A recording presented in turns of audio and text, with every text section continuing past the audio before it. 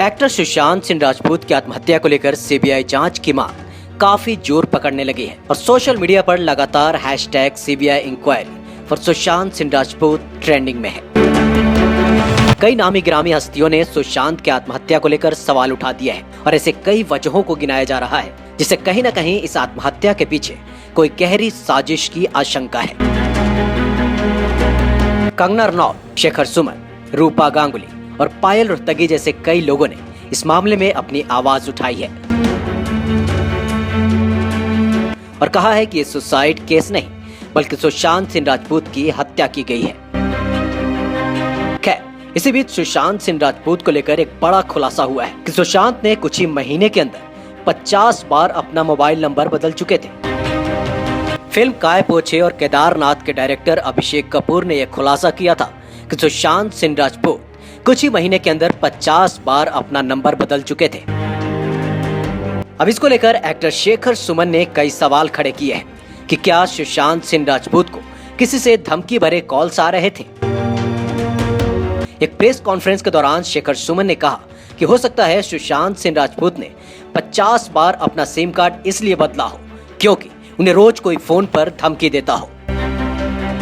शेखर सुमन ने आगे कहा कि सुशांत के पास से कोई भी सुसाइड नोट बरामद नहीं हुआ।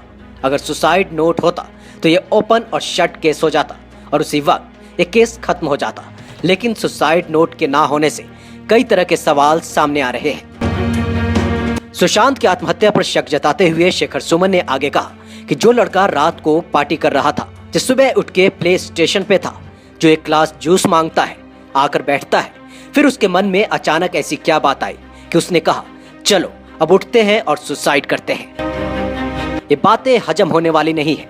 सीसीटीवी कैमरा से छेड़छाड़ और पिछले महीनों में 50 सिम कार्ड्स बदला जाना कहीं न कहीं कुछ गड़बड़ जरूर है। ऐसी आखिर क्या वजह थी? सिम कार्ड आदमी बदलता क्यों है? या तो वो किसी को नजरअंदाज करने की कोशिश कर रहा हो, किसी से बचने की कोशिश कर रहा हो, या फिर जब उसे कोई धमकी मिल रही हो और खौफ में सिम कार्ड बदला जाता है।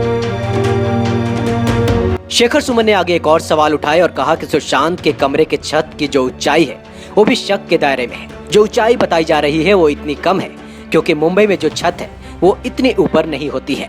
फिर अपने बिस्तर पर चढ़कर, और सुशांत का कद भी जो 6 फीट था, तो जगह ही नहीं बचती कि आप लटक सकते।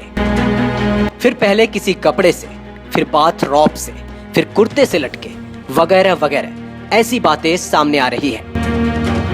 इसके बाद शेखर सुमन ने सुशांत के गले पर पड़े निशान पर भी सवाल उठाए और कहा कि गले पर जो लाल निशान है, अगर वो कुर्ते से किया गया है तो वो मोटा होना चाहिए था। वो एक रस्सी का निशान लगता है क्योंकि जब कोई सुसाइड करता है तो उसमें वी का निशान होना चाहिए क्योंकि रस्सी ऊपर की तरफ हो जाती है। आगे शेखर सुमन ने कहा कि वो कोई फॉरेंसिक एक्सपर्ट नहीं है और ना ही वो सीबीआई की तरफ से बोल रहे हैं। वो वही बातें बोल रहे हैं जो सवाल सभी के दिमाग में है।